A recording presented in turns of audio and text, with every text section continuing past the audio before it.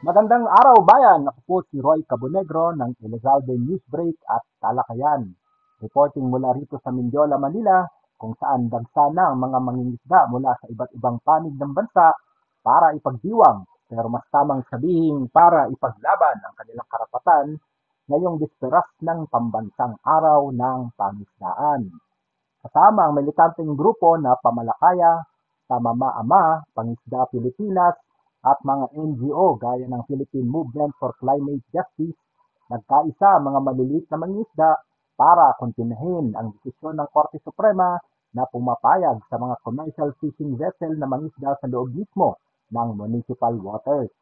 Na ayon sa batas ay dapat eksklusibo para sa mga maliliit na mangingisda. Ayon kay Salvador France ng Pamalakaya, halos 90% ng municipal waters ang maaaring mapasok ng malalaking barko kung tuluyang ipatupad ang ruling na ito. Sa simpleng salita, halos wala nang matitirang ligtas na lugar para sa mga maliliit na mangingisda. At ang masaklap pa, baka ubusin pa ang ating mga yamang dagat gamit ang mga mapansalang paraan gaya ng toll, persin at hulbot-hulbot. Tama si Ka Salvador, hindi lang ito isyu ng kabuhayan, kundi isyu rin ito ng klima at kalikasan. Ayon sa mga kalikasan Nature Party Philippines, ang municipal na pangisdaan ay mahalagang bahagi ng ating marine biodiversity hotspot.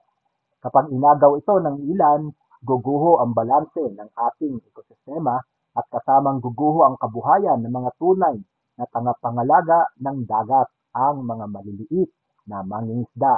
Kaya ngayong National Fisher Folks Day, bukas po yan, 31 May, hindi lang ito simpleng selebrasyon.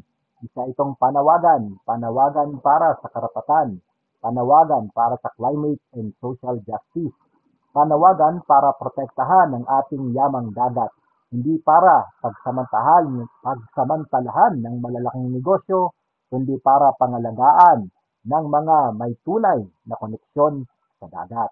Mula rito sa Mindiola, ito po si Roy Cabonegro para sa Elizalde Newsbreak at Talakayan. Tandaan, ang lambat ng mangingisda ay hindi para sa ilan. Ito'y lambat ng paglaban para sa kinabukasan.